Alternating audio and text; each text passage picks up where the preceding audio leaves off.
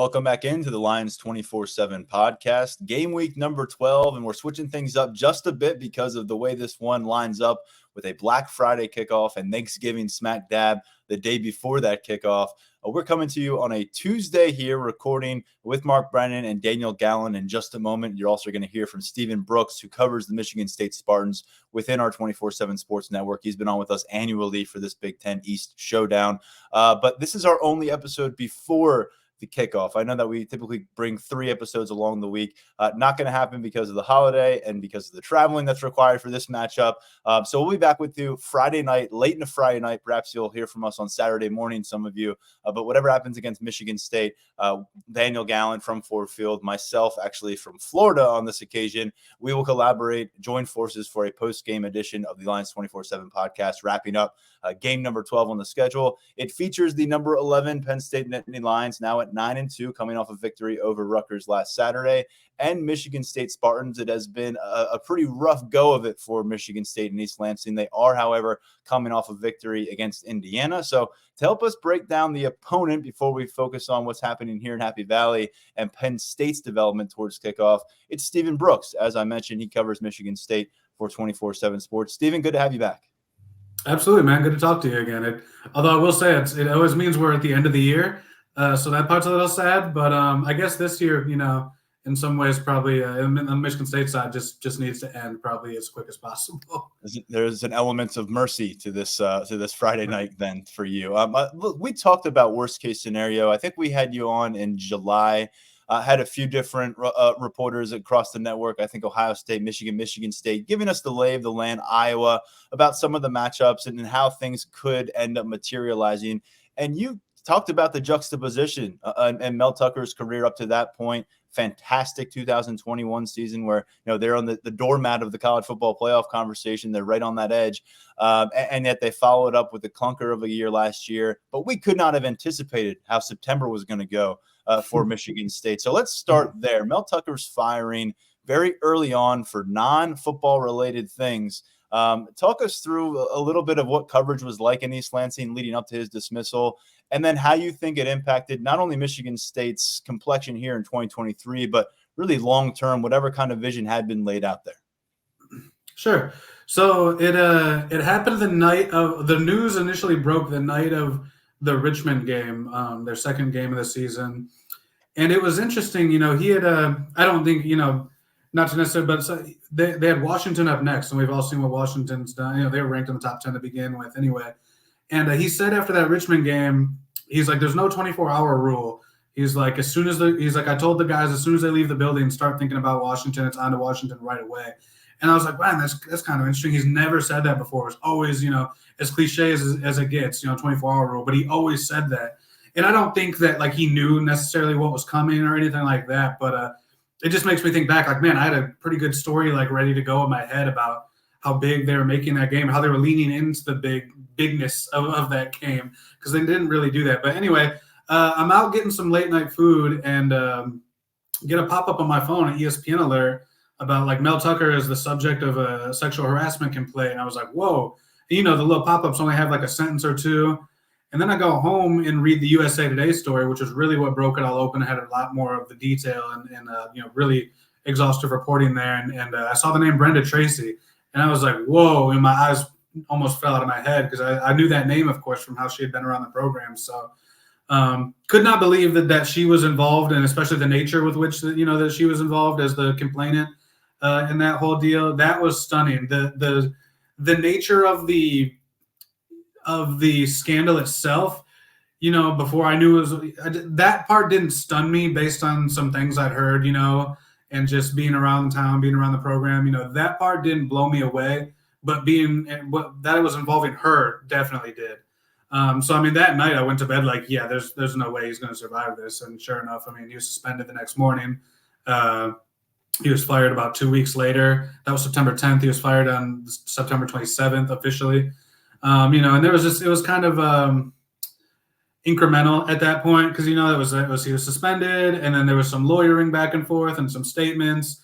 And then MSU gave him the letter, which is contract mandated. They gave him 7 days notice before they actually fired him. And then, there was some bickering and some public, sort of jostling with lawyers and everything. And So then he was finally gone on September 27th, and it's been a really long runway on the coaching search ever since. So it was. I mean, it obviously hit the community and jarred everything. Jarred everyone, shocked everyone in that respect. This was never. I assume I was pretty consistent through over the summer. I'm sure I said when I was on here last that like this was never going to be a title contention year in the Big Ten. This was always, I picked them to go 6-6. So it was. This was just on kind of a keep momentum going, continue the build type of season. The most talented players on this roster are freshmen and sophomores. Mel Tucker's last 2 recruiting classes, and so it was really about like nobody really expected them to make any kind of leap. It was about, can he keep recruiting at that pace, stack a 3rd class on top of that, then get to a 4th, and then the program's in a much healthier position to compete or to try to start competing in 2024 and 2025. So when you talk about what's the effect, it's like, has all that momentum, sort of disappeared. On the field, they didn't do anything of note last year, but the recruiting was still in a positive place to where you could see the light at the end of the tunnel. And that's what he came here with, was the promise of being a big-time recruiter and upping the talent level. He did that in some respects, but obviously he's not going to be around to finish the job. So we're probably going to learn in about a week, no more than 2, I would say, who that next guy is to pick up the baton and to try and, restart in some ways, but finish in other ways that rebuild that Mel Tucker had going. Yeah, not only are you eyeing this next hire, you're also eyeing the impact on this roster and with the transfer portal period. I mean, it springs open for teams when they fire their coach. We're seeing that not take place in Texas A&M, but now the season officially finishes, maybe the guys that were seeing this thing through, whoever the next head coach is, you certainly, I know it's going to be a busy time in East Lansing monitoring the transfer portal in the coming weeks. Harlan Barnett stepped up as the interim head coach. He's a former Michigan State standout. He's been the defensive backs coach for the last few seasons with the Spartans. And you talked about that Washington game that they were gearing up for, 2-0, leaning into it, ready to get after it. And then what happens during the course of that week? And Mel Tucker obviously ends up being exempt from the equation for the rest of the way for this program. And they follow that with 6 consecutive losses. They lose to Washington 41-7. They lose to Maryland 31-9, Iowa 26-16, Rutgers 27-24, Michigan 49-0, Minnesota 27-12. Finally pick up a win against Nebraska on November 4th after all that time by 3 points, fall at Ohio State 38-3. And then last week go and get their first road win of the season as a 3-point underdog. They win by 3 at Indiana. That all adds up to 4-7. So what has the spiral kind of looked like over the course of this season from the point that Tucker left to where we are now? And additionally, what does it look like in the last few weeks where they have picked up a couple wins, home against Nebraska, at Indiana? These are not hang the banner wins, but when you're trying to grab anything and stop your fading momentum, these are significant, I would imagine. Yeah, the Washington game, exactly how it happened is exactly how I thought it would happen all offseason, obviously well before Mel Tucker's situation. I've said a couple times, like, they could have had Bill Belichick and Nick Saban as the DC that day. It wasn't going to matter. Washington is just perfectly built to sort of exploit the weaknesses of Michigan State at that time. They have not been a good pass defense team since Mel Tucker got here. Now, as we round the corner at the end of the season, they've gotten a little better because they got a lot of young dudes playing that now have some experience. But in the 3rd game of the season, it was not going to go well, and it didn't. From there, though, they've, to their credit, and I probably wrote 3 or 4 times, like, when something to the effect of ... when the wheels fall off, sort of assuming that it would, and it hasn't. You can look at the record and I understand what it looks like, but these guys, to their credit, have continued to fight. The effort has been there basically the entire way. The only time I really questioned that was a late drive against Rutgers, and that was the second game that they had really melted down and given away. And that's the other thing. When you look at that losing streak, Maryland at home, a couple things changed. They gave them some short fields with some turnovers. I think MSU had 5 turnovers that day. I don't have it off the top of my head here, but several turnovers, and that wasn't as the score was not indicative of how close that game was in that one. You go over to Iowa. Iowa was the next game. They're up. They're in control early. They're up by 3. They're driving for another touchdown. They get picked off. Nothing happens there. They're up 16-10, I think it was, which we all know. You got a 6-point lead on Iowa. You should win that game. And then they have a shanked punt that went for like 15, 20 yards, led to a tying field goal. Their next punt is returned by Cooper DeJean for the game-winning score. So, two catastrophes in the span of just a couple minutes there. So they really feel like they should have won that game. They probably should have. They did play better than Iowa up until that final stretch. You go to Rutgers, they had an 18-point lead, I think it was, in the fourth quarter, melted away. Dropped a punt snap in the end zone for a touchdown, gave up an onside kick, and then at that point, I think Rutgers had tied it up. And then when I mentioned that one drive, they ran it like 8 straight times, and Michigan State was just getting blown off the ball. After the Iowa meltdown, seeing it meltdown, it was a pouring rain day. They've been, miserable out there. Seeing the meltdown live, I think that there was a little bit of give there. And Rutgers, like I said, ran it like 7 or 8 times and rushed in the go-ahead score there. And so that's at least 2 games that I know that they feel like they should have won. And I think if you watch the whole season, you can make a reasonable argument that they didn't. Obviously, the mistakes happened, but it was indicative of how they've continued to fight. So even after those gut punches, Michigan, they were going to get steamrolled regardless. That's just that they're a really good team. Minnesota, another situation where they're up early. They had 2 turnovers on Minnesota's first 2 drives, right on the fringe of the red zone, like the 23 and like the 29 or something. They get great field position. They only get 6 points out of it, and sure enough, they get worn down over the fourth quarter. Minnesota ran the 5th or 4th string running back ran for like 200 yards on them, and they ended up losing that one. So it very much could have been a different season record-wise. They very much could have been in a bowl game, but the whole deal is that the big takeaway, at least I should say, is they haven't given up yet, even though they had every reason to. They only lost, I think, 5 kids in the immediate portal window once Tucker was fired. It was 5 or maybe 6. It was weird because one of their starting D tackles, Simeon Barrow, went in and came out like 2 days later. So my count is always it's been hard to remember, but I think there's only 5 that left. They're really injured right now. They're really low on bodies, but not a lot of guys have packed it in, and they had every reason to. Especially as goals continue to fall off the table, whether it was beating Michigan, whether it was, X amount of wins, whether it was beating Ohio State when they were ranked number 1. That's kind of a carrot on the stick, as however unrealistic as that was. So they've just showed up every week, and I've been really impressed because I thought for sure that how early it happened and just how the scandalous nature of it, and the fact that Mel Tucker, when we talk about his recruiting, everybody knows he was portal heavy. A lot of guys coming in on a mercenary type of deal, like trying to get theirs and trying to play 1 or 2 good seasons and get to the league. That's just what it is for a lot of these portal guys, or from Georgia or Texas or Florida or California, where he expanded the recruiting map. These aren't guys who grew up bleeding green over from the Detroit area, or are bleeding and dying for the program and the Spartan logo. There's not a lot of guys like that around anymore because of the way they recruited. So I thought, man, this could get really ugly by the end of the year. And to their credit, it really hasn't. They've really continued to stay in the fight, and I think that's impressive. More of a competitive bunch maybe heading to Detroit than Penn State fans would realize from the outside looking in based on what you just described. I did mention that they've won 2 of their last 3 matchups against Nebraska and Indiana, bookending the blowout loss to Ohio State. Let's talk, I guess, where they are. And you talked about injuries being an issue. It really hasn't been an issue for Penn State. They're probably in an enviable spot right now from a health standpoint. So how is that part going to impact what we see on the field for Michigan State Friday night, and where are the positions that it's directly impacting most?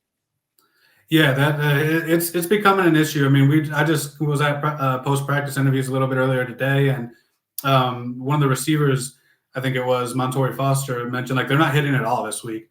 And that's not super uncommon this time of year. I mean, you definitely dial back, but he said they're not hitting at all. So there's that. Receiver is a position.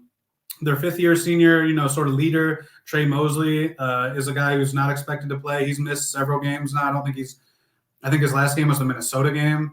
And he's very reliable, but he's not a guy like in a vacuum. You necessarily wouldn't miss him.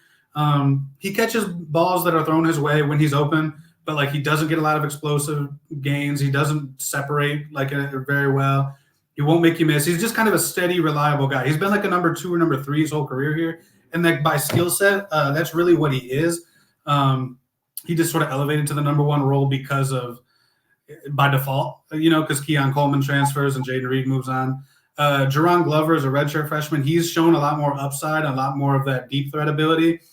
He's questionable for this week. So 2 guys who are mainstays in the rotation could not be there. Starting center Nick Samak just had an injury last week. He's not going to play this week.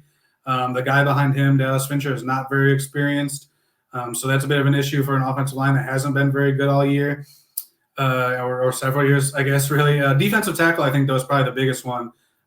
They were down to like a 3-man rotation going into last week, and they had a couple of guys get nicked up in that game and returned to play. But, it's a really thin area there. They had a walk-on offensive lineman converted over to D-tackle and get in there for a couple series against Indiana, and that didn't go very well.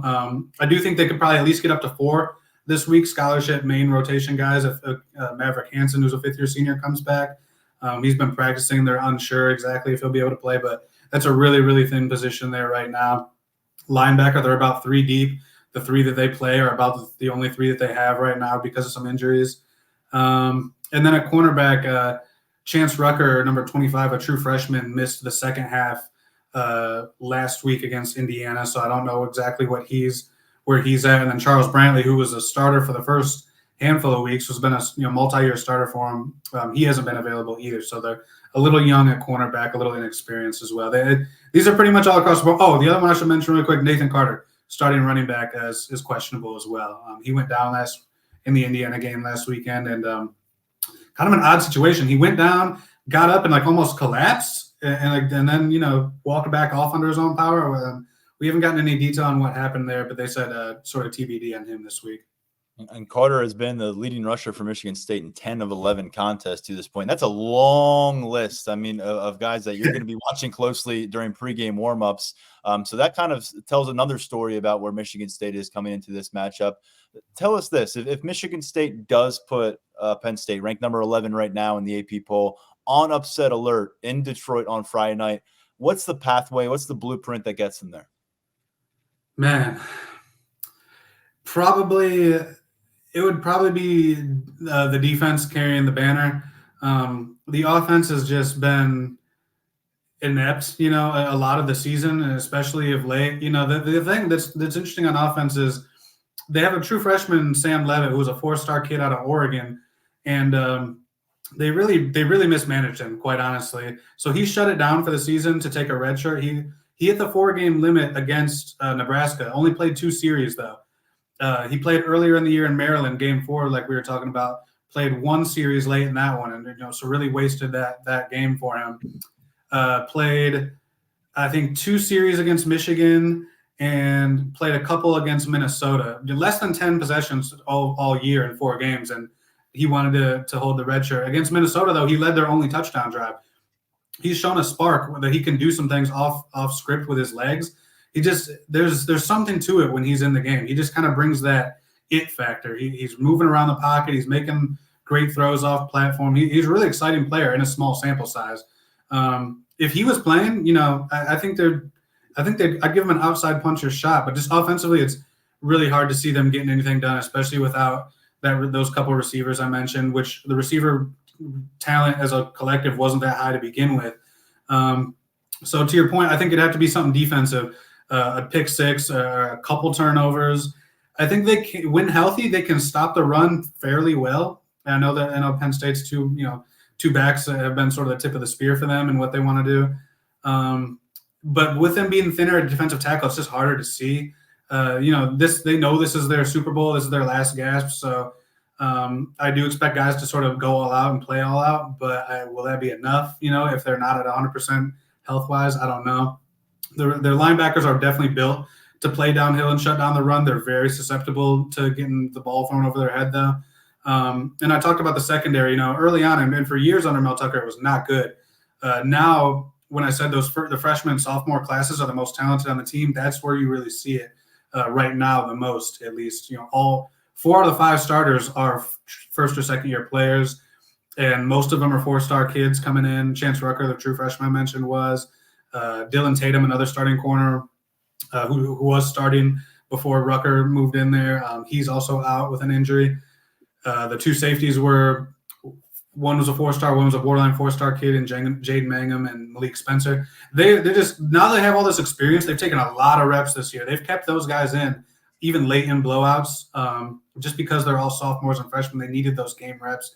They're really coming together into something pretty good. So if they could get a tip ball, or something, get an interception, get a strip, and set up a short field for Michigan State early, I think it's got to be something like that. It's got to be some big plays, whether it may be on special teams, but probably on defense to help the offense out. That's about the only path I see to make this thing fairly competitive. Or Penn State has to come out and trip over themselves, and I guess fumble snaps and things like that. But I'm looking at the defense to have a big day, I guess, if something like that were to happen. We got another minute here before we shift gears to Penn State with Mark Brennan and Daniel Gallen. But give us kind of the way you see this one unfolding Saturday, the final score, and just if Nathan Carter is limited or unable to go at running back, because he has been so important to them, what should we expect from the quarterback position for Michigan State in this matchup? Yeah, I think Penn State will eventually separate. I could see it being close for like a quarter and a half, because again, these guys do know like this is their last gasp. And I think there's like a lot of appreciation and admiration for each other in that room to be still standing at the end here, given everything that they've gone through and that they have continued to fight. So I do think guys will lay it all out on the line. Maybe we see some out of character stuff, with like a trick play on offense or two, or trick, fake on special teams, something like that. I don't have a score off the top of my head. I guess like give me like a 35. Man, that Penn State defense is really good. Like 35-13 maybe type of game, but maybe it's like 21-10 at halftime, I guess, on somewhere it's fairly close early, but I think Penn State's just going to wear them down. I think the defense is probably too limited in the middle of the D line there. And to be honest, Penn State they do have more to play for. So when you say quarterback, Caden Hauser he's the redshirt freshman. He's the guy who's the only scholarship quarterback that's healthy and left. He's shown some good things, but he's very much looked like a young player out there. Some good and some bad. I think he took a couple steps against Indiana, but not somebody that I think is super dangerous either, especially with the corners that Penn State has and just the entire defense. I don't know if he's going to have enough time. Again, Michigan State's O-line has not been its strongest unit. With the pressure that Penn State can get just with its front, I don't know if he's going to have much time to sit back there and to do much. And again, he doesn't have receivers that are really game breakers to help him out. The guy that I haven't mentioned yet that I should really quick before I go is Malik Carr, tight end number 6. If you watched last week, he was the MVP of the Indiana game, had the game winner at the end, but 100-yard day, 2 touchdowns. He's 6'6", 260. He'll be playing, if he puts it all together, he'll be playing at Ford Field regularly in the future. I mean, he's a pro type of player. So he's somebody who can – he's probably the only remaining player who can give, like, anybody a problem. So watch for him to make a couple big plays. I just don't think it'll be enough. And I do expect these guys to fight hard, but, effort only goes so far when you're at a talent mismatch like they are in this game. Well, Stephen, we've sat down for this pregame conversation in years past where there's some Big Ten East title contention riding between these two teams. Different scenario playing out this Friday, but congrats to getting to the finish line. I know it's been an interesting season for you to cover. Good stuff from you and your site within the 24/7 Sports Network, and also best of luck with the head coaching search for that. I'd imagine doesn't have much longer to go.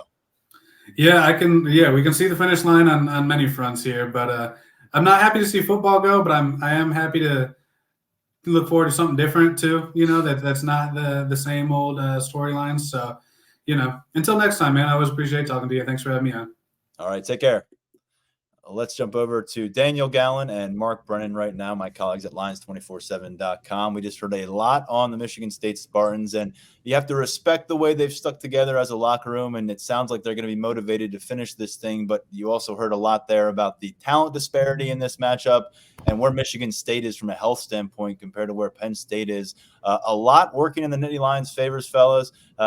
Las Vegas thinks so as well. It's a 3-touchdown margin. We'll give you our final score and predictions a little bit later. But just to kind of give our listeners the lay of the land, you're getting our predictions, our thoughts here, but we haven't seen practice. I just want to make that clear. Usually when we come to you guys for our pregame episode, we've seen practice by then. So we will have a bunch of Tuesday night practice coverage over at Lions247.com. Check that out. But as I said, because of the travel that's in place this week with the holiday, with the game on Friday in Detroit, we are just packing it all into this Tuesday episode. So if something big breaks at practice, like maybe someone's not there, we'll cover that over at Lions247.com. But Gentlemen, welcome back in. Happy Thanksgiving week to you. And let's move on to focus on Michigan State. We're done with the Rutgers recap. We leave that behind in the last couple episodes. And we'll begin with you, Daniel Gallen. We heard a lot from Stephen about the Michigan State side of this thing, and they're kind of slumping their way through this season. They've got a couple wins in the last 3 weeks, but Penn State now certainly has a lot of steam to gain here before what we consider to be a big bowl matchup with a 10th win. How important is it for Penn State to not just go out, pick up a win, but in your opinion, to go look like they are the authoritative figure in this particular matchup? I think that Penn State going into this matchup really needs to put itself in position where it goes into the bowl prep, into the offseason without many questions surrounding it. I think that that's one thing that really stands out from this season is that even when they were beating Delaware 63-7 and UMass 63-0, you would finish those games and you would kind of be like, well, where was the running game? Where was the vertical passing game? Where was this? Where was that? On a lot of areas, mostly on offense, not really any on the defense. But I think that Penn State in this kind of matchup, I mean, this is their last chance to really make an impression on the national stage. I think that this is going to be how a lot of people remember them for this season, because what happens in a bowl game, this team and the team that they're facing could look a lot different depending on how things shake out. So this is your last chance to really put your best foot forward. You're kind of bookending the season. You started the year on NBC back on September 2nd. Now you're at the end of November. You're back on NBC in prime time. You're probably picking up some casual viewers because it's Black Friday. You're after that NFL game. You do have to go up against Oregon State, which is an intriguing matchup on the West Coast, but you're going to have a lot of people's attention. So this is a key spot to put your best foot forward, try to leave no doubt in the type of team that you are. And then we'll see how the dust settles through the conference championship game weekend and what it means for bowl season. Mark, we've already discussed the fact that the door is not open for this team to be playing Big Ten football that first week of December, and how maybe that impacted their psyche. We've moved on from that. They come away with a 21-point win over Rutgers, so it seems like overall, for the most part, this team has moved on from that. What are you particularly looking for? I think we're all looking for a win from Penn State in this matchup, but what do you think is important from just the punctuation mark at the end of Big Ten play here in 2023 for Penn State to put out there? Yeah, I think we know what we're going to get defensively. I mean, this is a Michigan State team that's really struggled offensively against the better teams that it's faced. I mean, scoring a total of 3 points against Michigan and Ohio State. I just think it's going to be another one of those games where I just don't know that Michigan State can score enough points to win. And the special teams for Penn State has really picked it up in the second half of the season. But the offense, there's still a lot of question marks. I mean, and, even irrespective of the quarterback situation, I just think it's, if Aller plays, great. If he doesn't play, I think they'll be okay. But I think they have to come out and establish their identity again. And, again, I've gone around and around on this, but I think we saw it at the end of the game last week that against this sort of opponent, they have to prove that they could run the ball. The offensive line has to come out and do what it needs to do. Katron Allen, I think, has been consistent all year, and I think we need to see Nick Singleton really pick it up and use the end of last week's game as a springboard. And I think you mentioned it on our podcast yesterday, these days are all kind of running together at this point. But, going into this break before the bowl, feeling good about himself. And, going back to what Daniel said, this is going to be Penn State really having a national audience for at least an hour, right? I mean, until 8:30, and that Oregon State game comes around, then I think a lot of people may be flipping the channel. So come out and play well early. No excuse for a noon kick. I mean, this is 7:30 kick. You're playing in an NFL stadium. I don't think there's going to be a lot of fans there, which is fine. Bring your own juice. But I think coming out and playing well early overall, not just the offense, but everybody, and establishing that tone. As Daniel mentioned, this is going to be the lasting impression a lot of people have. And if you come out and play well, those poll voters are going to be watching. Everybody's going to be watching. The committee's going to be watching. And, I think they're going to be in good shape for a New Year's Six Bowl if they win. but you never know how things may play out. I mean, there's scenarios out there where people are saying they may not get there if a Florida State loses. So come out and play well early and do what you can do, take care of business, and send that message to the nation.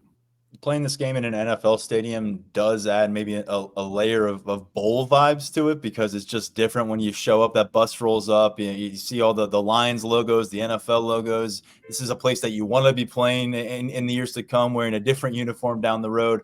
But I think for a lot of these guys, curious to see how they react to that. We've seen teams come out in those environments and just be fired up from the get-go, and we've seen some teams take some time to find their footing, especially on offense. I think a little bit of a different atmosphere like this, and not necessarily an on-campus environment that you become so accustomed to through the grind of a college football season. So we'll see if a setting plays any kind of role. We do know that it's a familiar location for a few of the guys that we're going to get a chance to speak with. We'll have Kalen King, the cornerback, after practice on Tuesday night, and you'll hear about all that at Lions247.com as we come away from those discussions. But earlier on this Tuesday, we heard from his brother, Kobe King, linebacker, and also safety Jalen Reed, both Detroit natives. Both were highly sought-after prospects out of that city.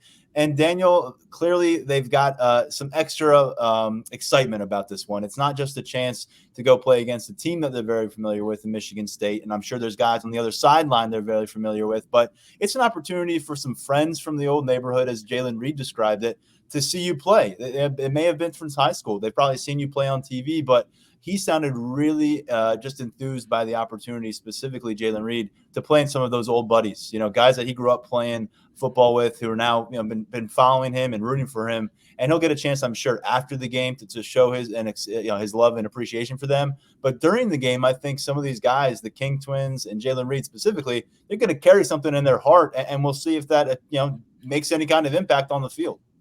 Jalen Reed said that he'll have more than 15 people there as part of his party watching him. And he said that there are people that haven't seen him play since he was in high school. He went to Detroit Martin Luther King, which is one of the better programs in that city, along with Cass Tech, where the King twins went. But Jalen Reed said that he's already played at Ford Field before in his career, that he played there twice in state championship games when he was in high school. And then he played there in a championship game when he was in Little League football. So it sounded like he was really excited to be able to come back and have this opportunity. Before the Michigan game, we talked to him for a long time about what it means to be from Detroit, some of the guys that he looks up to, like Sauce Gardner, the Jetstar cornerback. And I think that in that city, I think he's well aware of kind of the football history that's in there, the type of players that have come, before him, and kind of whose footsteps he's following. And so, he struck me as someone that was, really, really excited to be there. And I think that he's another one of these guys who seems to show up in some of these bigger games. We saw him make some plays against Ohio State, a couple plays against Michigan. So I think that Jalen Reed is definitely someone who is going to be up for this game. Kobe King also has some experience there at Ford Field. He told us as a Little League player, as a younger Pee Wee football player. And he also brought up the fact that, he does, feel like he's answered the bell here a bit during this past month. And his reps have spiked. He's staying on the field on these third downs. He's earned a more of a long-term role within this defense, game by game, rather than being out there for a play or two at a time and then trotting back to the sideline when they bring in an extra defensive back. And he's grading out highly. He's producing at a high level. He's now the team's leading tackler all of a sudden, despite playing 150 to 200 snaps fewer than a lot of the other defenders who are up there with him on the stat sheet. And when it comes to Kobe King, Mark Brennan, I mean, it's also the time of the year where you're focusing in on the ascending figures that you're starting to lock in as 2024 core components. And Kobe King, now in his third year, his first as a starter, not only is he showing up as a big defensive player. In fact, Jalen Reed sent a message out there to all of us. He thinks he's maybe the most underappreciated guy on this roster, but he says he belongs in the conversation as some of the best linebackers in the Big Ten in America. He was really, really repping for Kobe King on our phone call today. So Kobe King continues to emerge as a linebacker. It sounds like he continues to emerge as a leader too. Maybe he's a captain for you next year. But this is one of those real bright spots right now as you're trying to figure out how things are trending in different areas. They've got something special cooking at middle linebacker. Yeah, I mean, I think, ever since we've been talking to this kid, you could tell that there were leadership skills in there, right? I mean, he just carries himself so well, no matter what you ask him about. I mean, he must have been asked, through his career 8,000 times about his brother, who's, just there's more of a spotlight on him, and he handles it just extremely well every single time.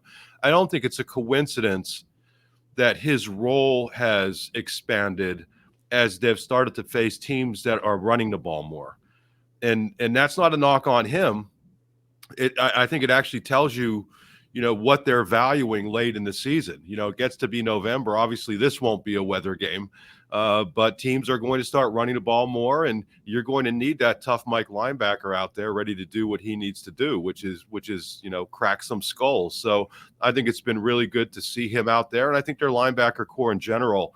It's going to be too bad that when the all Big Ten teams come out, I just don't know who on this defense is going to, maybe Adisa Isaac, just because guys don't have the numbers. They just don't have the stats. And, I know I vote for the all Big Ten basketball teams, and that's much easier because you're seeing guys play against each other. And, when you're voting for football, a lot of these voters may not see certain teams, and you really just have to rely on the stats. And I think Kobe King's one of those guys. I think Chop Robinson's one of those guys. Obviously, Abdul Carter. I think Curtis Jacobs, when he's been in there and healthy, he's done really well. I mean, they have so many guys who have played well. I'm sure I'm leaving people out, but I think he falls into that realm where, you kind of look at the stats, and he's up there stat-wise, but even his stats aren't kind of mind-blowing. And I think they're kind of a victim of their own success. But yeah, definitely, it's been good to see him come on at the end. And I absolutely think he's a captain type on this team.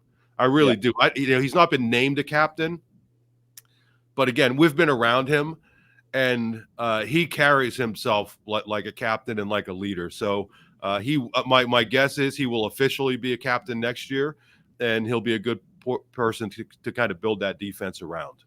Devon Ellies, by the way, another guy who's not an official captain, but he looks every bit the part. He sounds every bit the part. He has been every bit the part, it seems, of a team captain for that defense. And by the way, great point, Mark, because this is a defense that currently rates second among all FBS teams in total defense. It's number one in sacks. It's second in takeaways. It's third in rush defense. It's fourth in scoring defense. It's sixth in pass defense. And yet you're right. When you look at the leading tackler right now, Kobe King, he's averaging over the course of 11 games, fewer than 5 tackles per game. And he's the number one tackler on your roster right now. And so, yeah, when voters sit down and we know that they're going to look at the stat sheet for that sample size, it's a good point in terms of all Big Ten recognition. But I think these guys will reap the benefits long-term professionally based on what they put on film this year. We've heard that from a lot of them. We heard it from Manny Diaz. It's kind of been the reaffirming thing. If you do your job in this defense, the rest of it will take care of itself. Maybe you don't garner some of those ribbons at the end of the year and some of those shiny individual trophies, but I think a lot of these guys are in real strong shape. Daniel, we'll finish with some of the player availability conversation right now. You heard from Tyler Warren and Chop Robinson on Tuesday morning. Talk us through the highlights of those. And Robinson's obviously a guy, and you could put both of them in the category, but Robinson, because of that first-round buzz that's been brewing since preseason, we are now certainly at the stage where there are questions being asked about what is next, and is he sticking around? Yeah, both Tyler Warren and Chop Robinson said that they're leaving their decisions until after the season. They said they still have one game left. They still have responsibilities to this team, and which is kind of what you expect to hear from players at this point in the season. But it's one of those things where it never hurts to ask. But there were a couple follow-ups where I asked Tyler Warren about the moment on the field after the game, because I think he was one of the last players off of the field. He was out there for a long time after the game, taking pictures with his family. He said that it was just really special, that it was his senior day. His family wanted to have those photos on the field. They wanted to have that moment commemorated.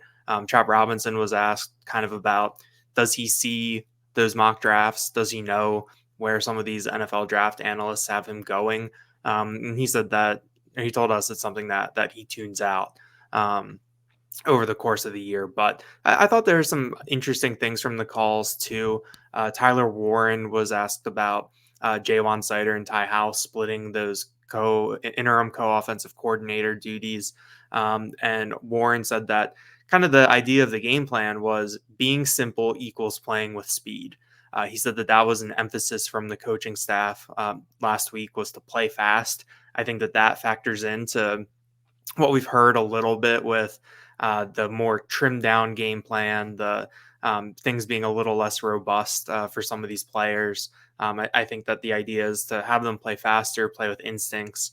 And I think that's kind of what Warren was getting at there. And then Chop Robinson, even though he didn't, he said that he hasn't made a decision on his future. The tone, I think, in some of our questions and in some of the answers definitely had sort of a retrospective feeling about it. He talked about going to get his picture taken with the banner in Nittanyville. And he said that was something that he really wanted to do because he said that was the last time that banner was going to be hanging up in Beaver Stadium. So he wanted to commemorate that moment. He talked a lot about how being at Penn State has taught him a lot, both as a player and as a man. He said he talked a lot about learning from James Franklin about the value of being early to things, being 10 minutes early to everything. He came back to that at least once, where in terms of the lessons that he's learned that have helped him both, in football, but then also in his own life. So it is going to be interesting to see what, the next couple of weeks hold for him and what he wants to do. I think that coming into the year that we kind of had him locked in as a departure. Who knows what the type of season he had, the production, what he could gain by coming back for another year.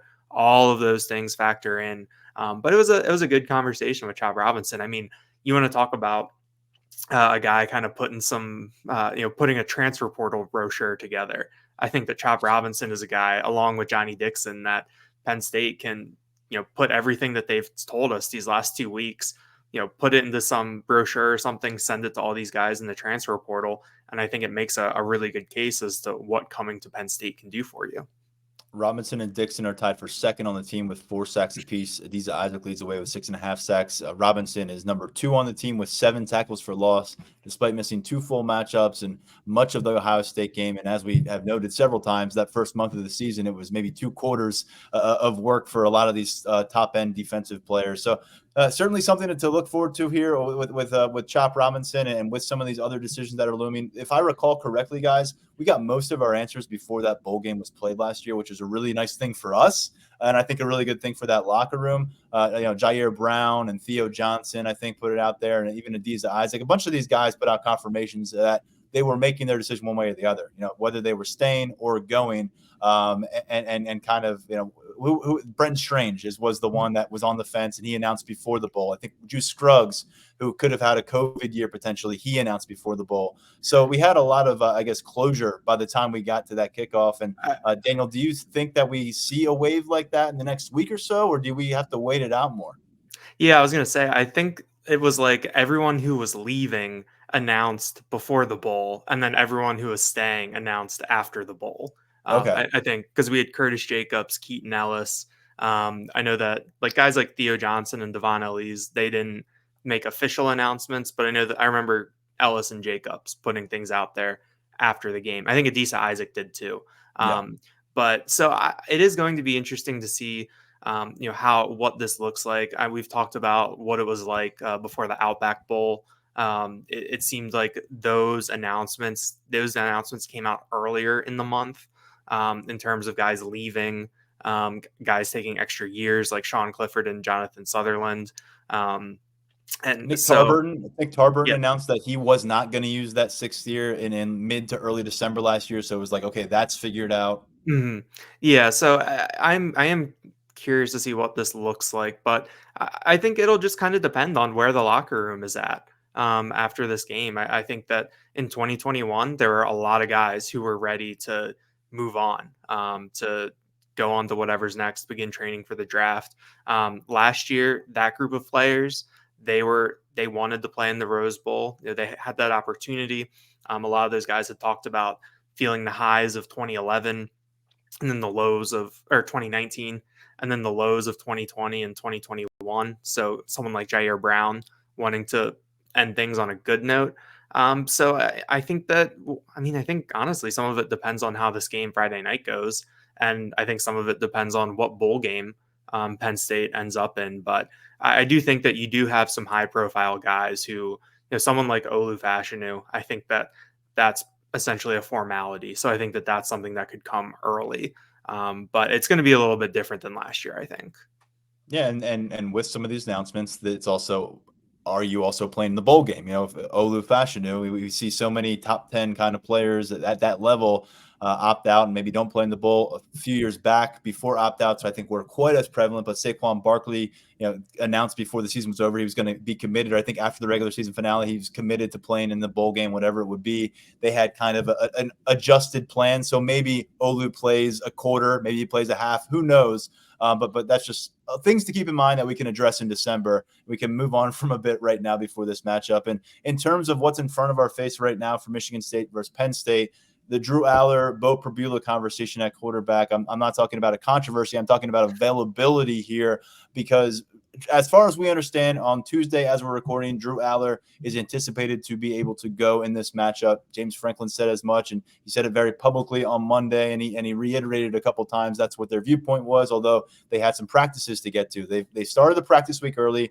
We're going to get a look here on a Tuesday. If something's awry or amiss there, you'll find about it at lions247.com. But, Mark, let's assume that Drew Aller is able to get back involved. Now, James Franklin has made a little bit of a public commitment as well in saying Bo Prabula will remain active as part of the offensive game plan here against Michigan State.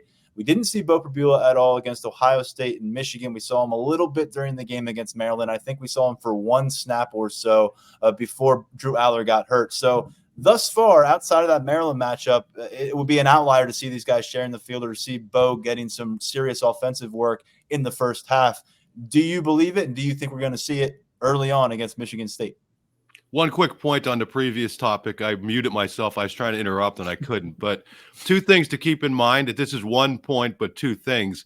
Manny Diaz, whether he's coming back, I think could impact people. And then I also think, and I haven't heard anybody address this directly, and it's probably something we could ask after the season, that some of these NIL deals that players have signed include stipulations that they're at least with the team through the bowl. So those are two things that we'll keep our ears to the ground on. Obviously everybody's going to with Manny, but on the NIL side of thing. But with respect to the quarterbacks, how many times has Franklin done this, over the last 8 or 10 years where, we went into the game thinking we were going to play both, two quarterbacks, and we just couldn't find a spot to do it. So I'll believe that they're going to actually do it when they do it. We saw one play last week before Drew Aller was hurt. I think the most important thing is, whether or not Aller plays, is that they just play smart. I think Steven hit on a good point that Michigan State's only chance in this game is if Penn State implodes offensively and just turns the ball over. So I think if it's Aller, if it's Bo Prabula, just no high risk stuff, go out there. I'm not suggesting Bo Prabula, if he's the guy, should just run. I do think they have to get him into a spot where he is able to pass, because sooner or later you're going to need him, and you're not going to be able to just run all over an opponent like they did last week. But yeah, I think it's just important that whoever is out there, that they just play it smart and they don't take a lot of risks.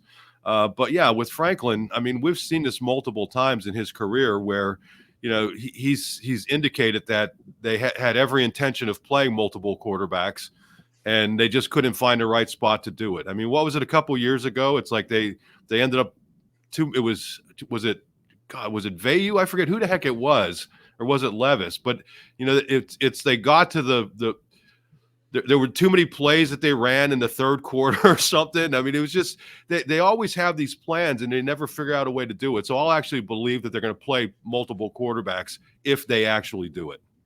Well, I think this becomes more magnified, Daniel, if they enter this game and Drew Aller's your quarterback and you get through a few series, even if you produce some points along the way, if the ground game isn't being effective and it's not finding its way, then you think back to what James Franklin has said several times, as recently as Saturday, about the diversity that Bo Prabula can provide. And you look at what Bo Prabula has done largely in mop-up duty this season. He was needed in a different kind of role last Saturday, but he's averaging 6 yards per carry, 311 yards on 52 total rush attempts, 5 touchdowns along the way. And look, we don't know how he is as a passer. That part of his game has not been shown to us since he was at Central York, leading that team, to state championship games.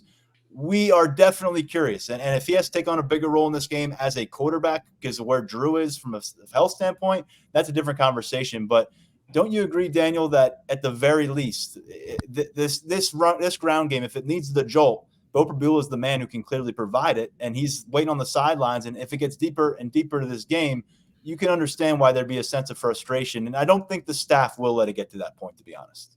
Yeah, I am curious to see how they manage this. I'm in the same kind of camp as Mark in terms of believing it when we see it, in terms of playing two quarterbacks in the run of play, like where it's kind of seamless, where it comes in, comes out, like where it feels like it's part of the offense, as opposed to just sticking them out there in the red zone or something like that. But I do think that if things are kind of if it's getting a little late early on Friday night and things aren't really moving and you're a little stagnant, I mean, I do think that Prabula is someone that you can look to give yourself a jolt. But I mean, at the same time, though, I think that if your running game isn't working the way that this Penn State offense has played this year, that means you probably don't have many points. And that means that you're probably locked up into a tight game. And I think that James Franklin kind of admitted that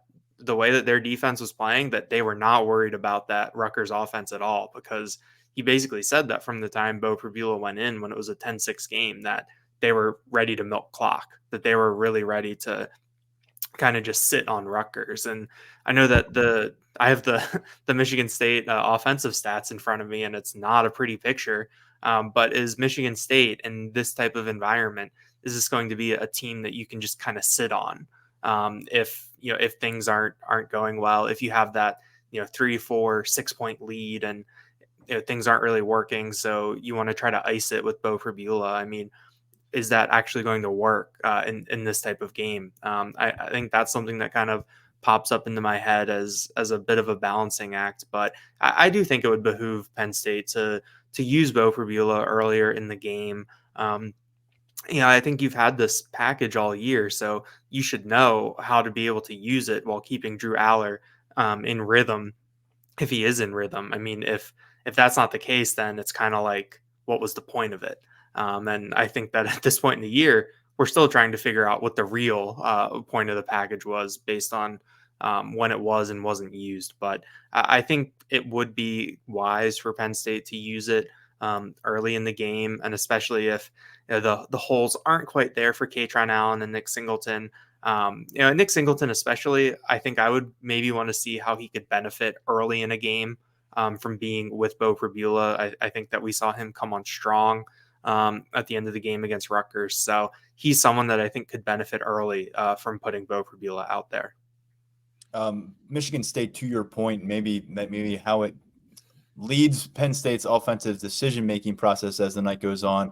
They have failed to score even 13 points in 5 of their 7 losses. So knowing what we know about this Penn State defense, knowing what we know about the Michigan State offense, does it take 14 points to win this game? And if you're winning 17-6 and it's the third quarter and things aren't going well for your offense, I think the other thing is, though, man, if you do something like we saw in 2020 against Rutgers, where you had, as far as I understand it, a healthy Sean Clifford and a healthy Will Levis, or healthy enough to play, and they basically opted in that game because of the situation. They had a lead. They didn't think that Rutgers could score on them. It was a windy day in Piscataway. They brought in Will Levis, and they basically said, run the ball. You hand it off a few times or you run the ball. I don't think Will threw a pass that afternoon on the second half. Maybe he threw 1 or 2. If he did, I don't recall, but he was like a battering ram. And my only question is, if you go that route here when Drew Aller is available versus when he's on the sideline after visiting the medical tent and then holding the helmet in the sideline, what do you potentially – there's a risk reward here. What do you potentially signal to your quarterback room, signal to your offense, as you now have 4 weeks to wait until your next matchup? And I guess that's why it's very important, Daniel, to make sure these guys are also on the same page about what to anticipate. I think you don't want to be throwing Bo Prabula or Drew Aller curveballs over the course of this matchup. You want them to be comfortable and anticipatory about how this whole process is going to work, so it can benefit the offense, and neither of these guys are kind of in the dark about why it's happening. From what we've heard from James Franklin and some of the players with the approach of the offensive staff, I mean, it seems like that's something that shouldn't be a problem. James Franklin has been touting the collaboration between Jayvon Sider, Ty Howell, and the offensive staff. Talking to Tyler Warren today about the offense and kind of that, playing faster, being simplified. I think after the game on Saturday against Rutgers, a lot of the players said they felt like that they didn't really miss a beat with Jayvon Sider and Ty Howell running the offense. So I think that's it is such a great point. I mean, I think that you need both of these quarterbacks to be prepared for what they're going to see, because that also factors in with getting guys in rhythm, keeping them in rhythm, potentially riding the hot hand if you have to. So I think that from all accounts from James Franklin, the offensive preparation and whatnot should have them in a position for these players to know exactly what they're getting into, but we'll see on Friday night. Last chance for Drew Aller to make a statement in Big Ten play here as a sophomore starting quarterback, and we'll see how Bo Prabula is evolved. You addressed Katron Allen and Nick Singleton there based on the rotational approach. It should be a Nick Singleton start in Detroit. Interesting note here, though. Last week, you saw 17 touches for Katron Allen, 11 touches for Nick Singleton, but the snap count showed a little bit more disparity there. It was 37 snaps for Katron Allen versus 20 on offense for Nick Singleton. And that's about as wide of a margin as I can recall between those two. So does it trend toward Katron Allen more following another impressive effort, or does Nick Singleton's late spark against Rutgers combined with his opportunity to start against Michigan State give him kind of a more balanced look here in that backfield carrying the weight? So we'll find out. Chance to make a closing statement here in the regular season for these guys. Chance to do it for this wide receiver group too. And it's been a week by week look at this bunch and who's going to pop up. Last week, it was Amari Evans' turn up to remind everybody that he exists after kind of being put on ice for much of this Big Ten schedule, a guy that we thought was going to play a prevalent role in that position group coming into the season. And that just never really materialized. He had some opportunities in September. Didn't see any statistical production there. He was then gone, and then 30-plus snaps yesterday on Saturday, Mark, trailing only Keandre Lambert-Smith. And speaking of Mr. Lambert-Smith, last year we look back at his performance against Michigan State as kind of that springboard, leading him toward what he was able to accomplish later on in the Rose Bowl, and obviously what he was able to do for much of this season. But he reaches the tail end of his fourth year on campus with one catch for 6 yards in the last 120 minutes of football. So this receiver group, and I suppose we have to attach this to it. If Bo Prabula's out there, the receiver group, based on the way the offensive game plan has gone, it takes a hit. But assuming Drew Aller is the quarterback, and this is his last chance to link up with these guys before this team goes to a postseason matchup, what do we need to see, Mark? And obviously we can't say 300 receiving yards, but we need to see some baby steps, right? Yeah, I mean, I think this game is gigantic for Keandre Lambert-Smith. He comes off of that game at Maryland where he has 8 catches for 95 yards at Indiana, or against Indiana, 6 for 96. I mean, the guy was just doing great. And then he disappears against Michigan, 1 catch for 6 yards, as you mentioned, and then he wasn't even targeted. I mean, I don't know how that happens. And you can't blame that completely on the offense and completely on the quarterbacks. And, unless Rutgers has like the Legion of Boom or whatever it was called, like the Seattle Seahawks tremendous secondary of 10 years ago. I mean, I don't know. And we've talked about Keandre the last couple years and how gifted he is, but the lack of consistency has been the one consistent with him has been a lack of consistency. I know that's going a long way to make a point, but to me, this game is gigantic because if you finish off with 3 games with basically no production going into that bowl, you're chewing on that for more than a month. That's really difficult. And, he has a decision to make on what he's going to do. And at this point, I mean, I just don't know where he would project. I mean, maybe he goes to the combine and does an unbelievable job testing. We've heard about how his quickness and space and those things. But yeah, this to me is it's not just about the receivers. This is this kid's career. We've seen him operate at an elite level on a giant stage in a Rose Bowl. We've seen him play well against good opponents, but down the stretch here, he's disappearing. And I think it's just big for him to have a big game because you want to go into that break. We talked about it with other players.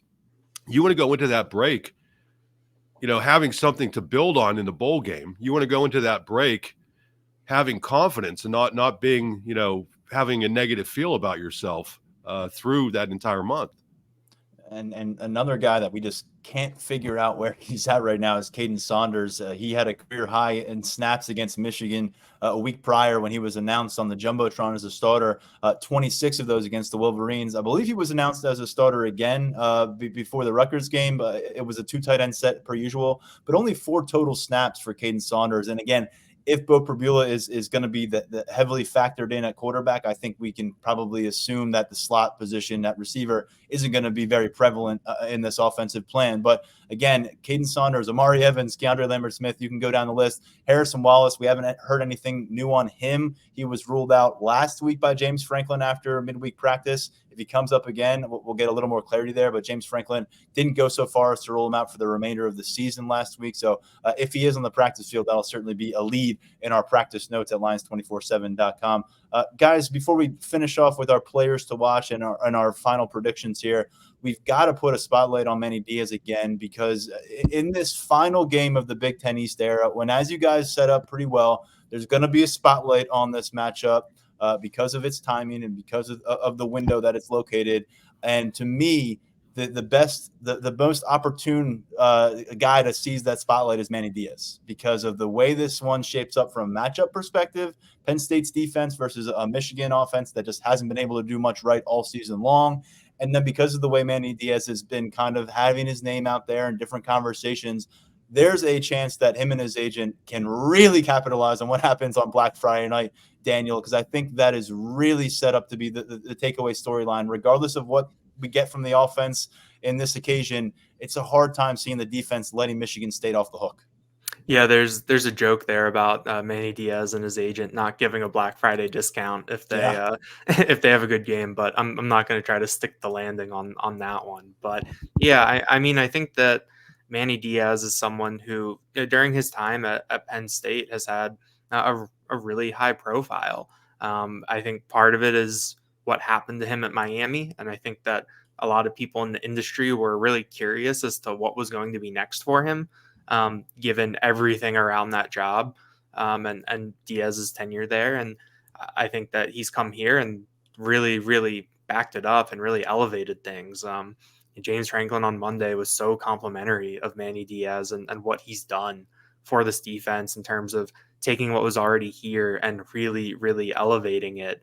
And in the process, seeing like he's having a really good time. I mean, you watch Diaz out there on the practice field and he seems like he's genuinely enjoying this experience, the coaching, being with these players, recruiting, interacting. I mean, it seems like that he's really relaxed, really comfortable. And part of that probably comes from just being a defensive coordinator and not a head coach and not having to worry about everything else that goes along with it. So, but I mean, I think if Penn State goes out there and does what we think they can do against this Michigan State offense, I mean, I've got it. It's 128th in scoring offense, 123rd in rushing offense, 89th in passing offense, 121st in total offense. I mean, that's just asking for this Penn State defense to feast. And I think that given what we know about Diaz as a motivator and how his players feel about him, I think that these guys are going to show up for this game and be locked in. They already got through their kind of hangover game against Indiana, and there was no trace of that last week against Rutgers, coming off of another disappointing loss to Michigan where they played well. So I think that Manny Diaz has this unit really, really well positioned to make a statement. I think that there's probably going to be a good number of people kind of tuning in who haven't really followed college football, and they'll see Manny Diaz on the screen and be like, like how did he end up there? Like what's going on? I think that it's a great opportunity for Diaz to really, kind of have a last word on this season as we go into like the real carousel, given national TV, Friday night, a lot of eyes on this game.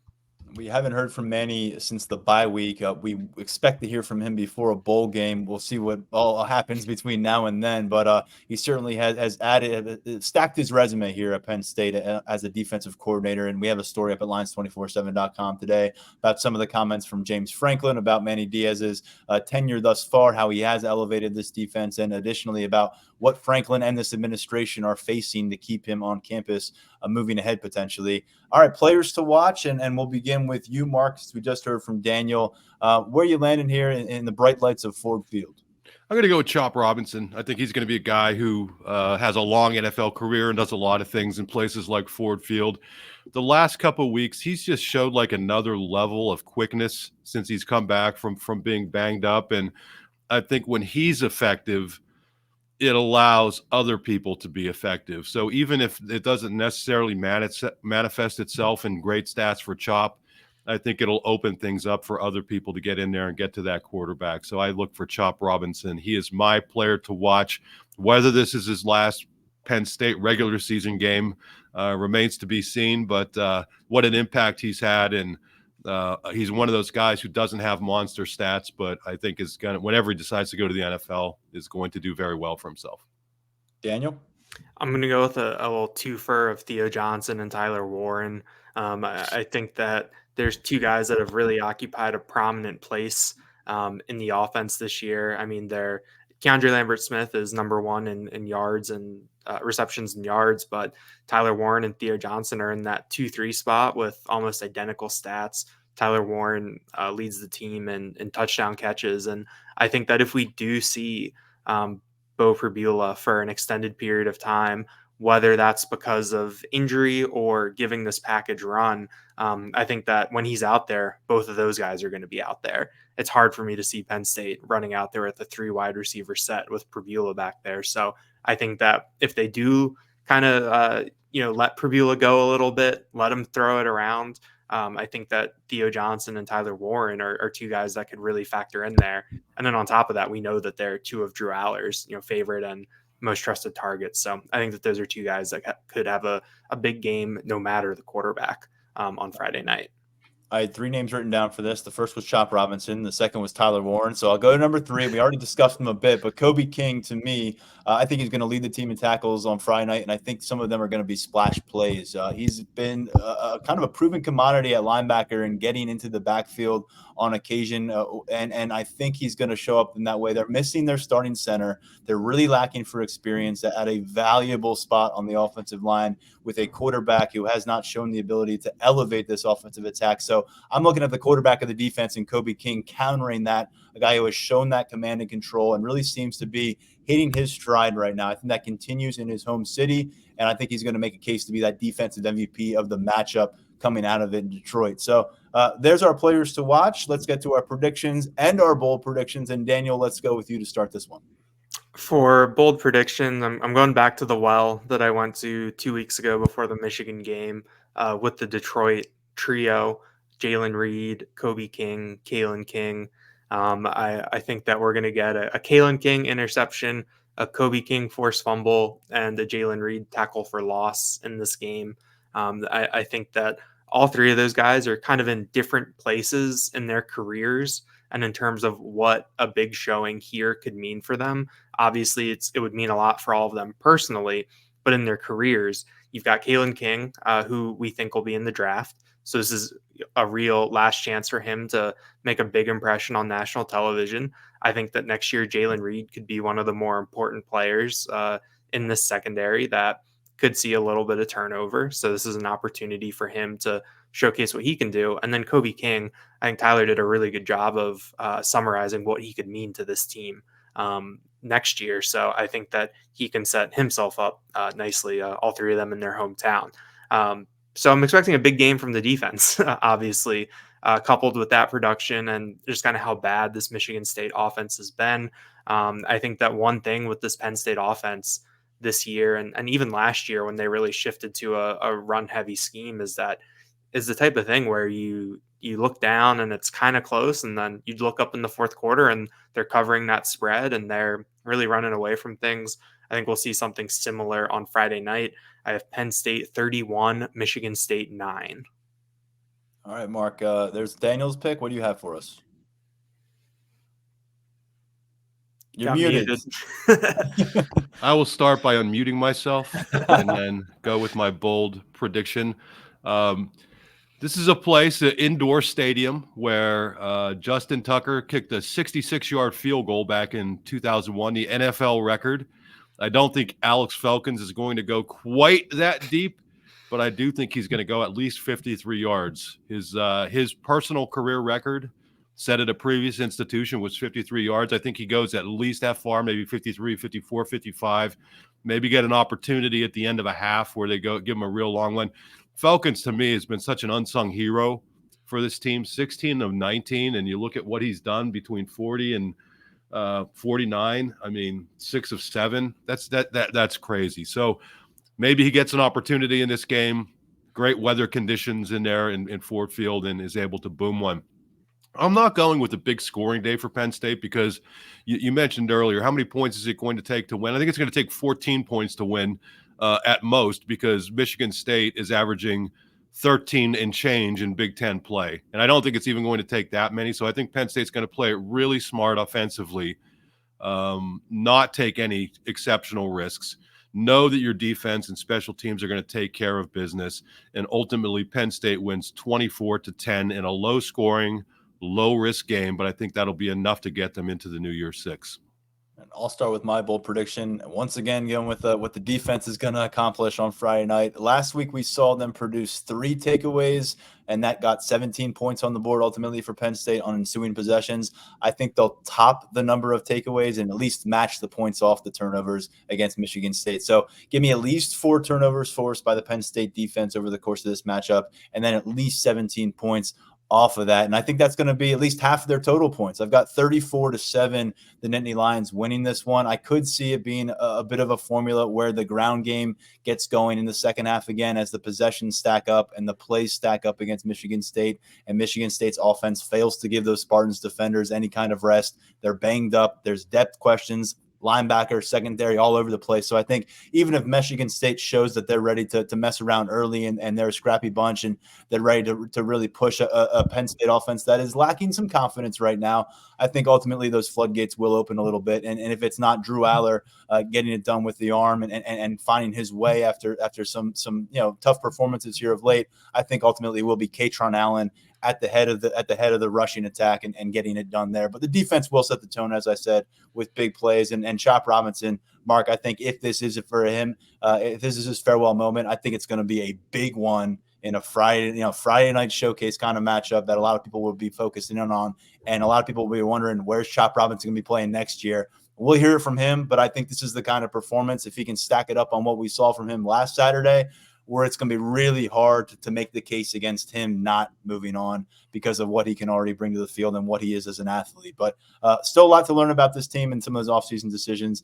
For Daniel Gallen and Mark Brennan, we hope everyone has a great Thanksgiving. We're going to be back with you here on a post-game podcast on Friday night. These guys will be out at Detroit Ford Field, so follow early for coverage. And we are at the practice field on Tuesday night after we record here. So circle back over to Lions247.com for our practice report, our top takeaways from conversations with James Franklin and a bunch of different players after that Tuesday practice, and we'll eventually work our way toward kickoff 7:30 on Friday night.